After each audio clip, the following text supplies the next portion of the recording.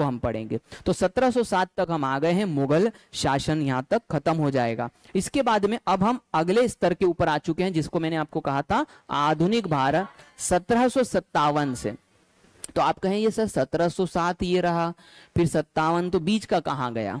तो बीच का आ रहा है और वो बहुत पीछे से आ रहा है। तो ये वाला हिस्सा मैंने आपको पढ़ाया, कौन सा था? ये प्राचीन भारत।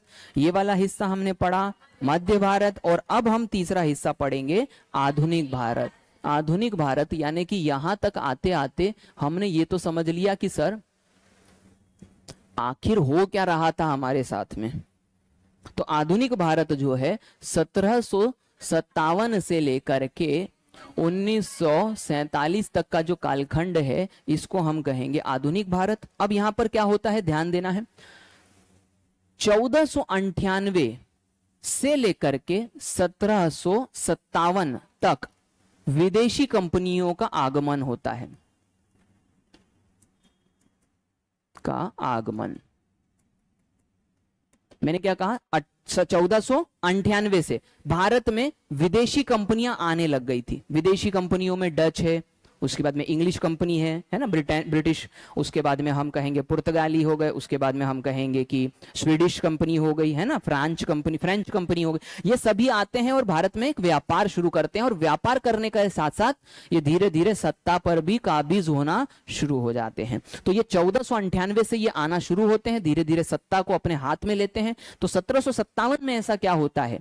तो यहां पर हम जानते हैं कि इंग्लिश यानी ब्रिटेन ने हम पे 200 साल राज किया है, ऐसा हम बोलते हैं कि नहीं बोलते हैं कि ब्रिटेन ने लगभग हम पे 200 साल राज किया है। तो भाई बोले कि कैसे किया, क्या किया, वो चीज को समझते हैं। तो यहां पर 1757 में एक युद्ध होता है, आ रहा है कि नहीं समझ में, जिसको प्लासी का युद्ध कहा जाता है। कौन सा युद्ध होता है?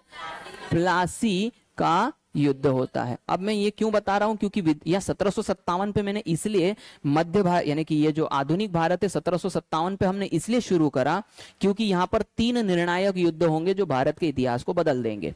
1757 में प्लासी का युद्ध होता है, जिसमें ईस्ट इंडिया कंपनी, जो कि एक कंपनी है, वो पूरी सेना यहां पर अपनी स्थापित करती है, और एक सिराजुद्दौला जो कि बंगाल के नवाब होंगे, उनके खिलाफ क्या होगी? लड़ाई होगी। और रॉबर्ट क्लाइव, ये जो हमारे जो ईस्ट इंडिया कंपनी के अधिकारी रहेंगे, ये क्या होंगे? जीत जाएंगे। और जीतने के बाद में प्लासी का युद्ध अंग्रेजों की ताकत को क्या कर देता है? बढ़ा देता है। और बंगाल इंपॉर्टेंट क्यों है वो थोड़ी देर बाद आपको पता चलेगा जब हम स्वतंत्रता के बारे में बात करेंगे।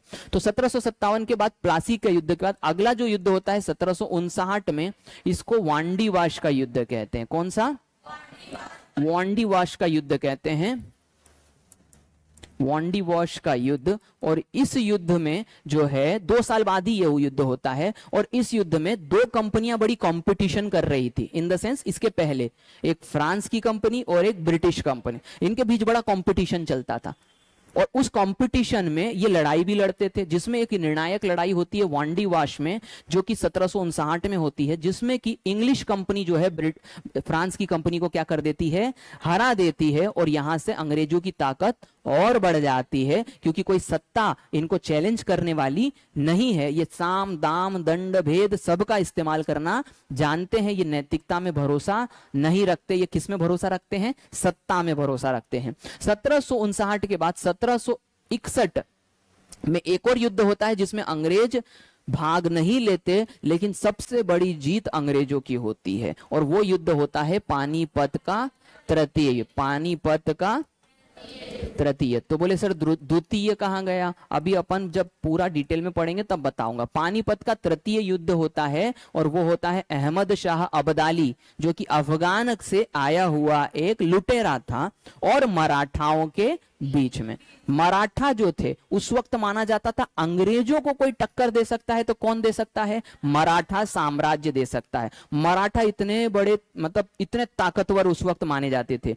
लेकिन पानीपत के युद्ध में दुर्भाग्यवश जो है, अपनी काबिलियत होने के बावजूद भी मराठा जो है अहमद शाह अब्दाली से हार जाते हैं। और यहां पर बोनस किसको मिल जाता है? अंग्रेजों को, क्योंकि अब जो ताकत उनको रोक सकती थी वो भी खत्म हो गई है। और अब जो है वो अंधा कानून इस्तेमाल करेंगे भारत को हड़पने का 1761 के बाद से। अब हम कहेंगे कि 1757 में हुई लड़ाई के बाद 1857 तक भारत पर जो राज होगा वो होगा ईस्ट इंडिया कंपनी। ये एक बड़ी अजीब सी बात है, भारत पर कोई राजा राज नहीं कर रहा है, एक कंपनी राज कर रही है जिसे ब्रिटेन के कुछ लोग मिल करके चलाते हैं।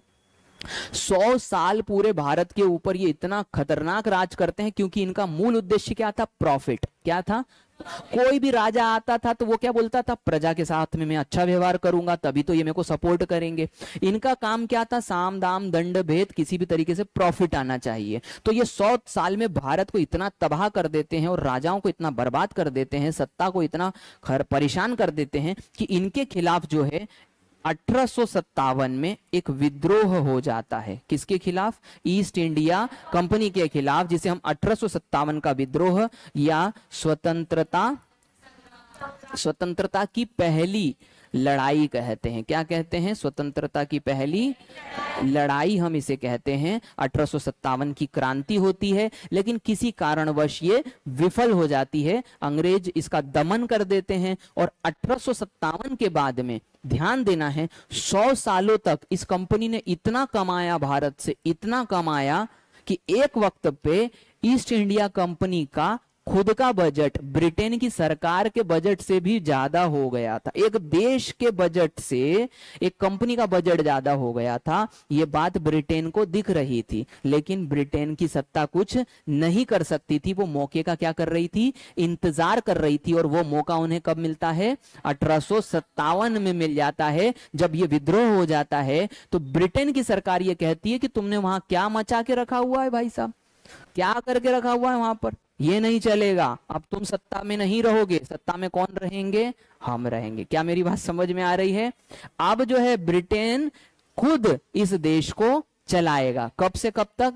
1858 से लेकर के 1947 तक भारत पर ब्रिटेन, है ना, ब्रिटेन का शासन होगा। किसका?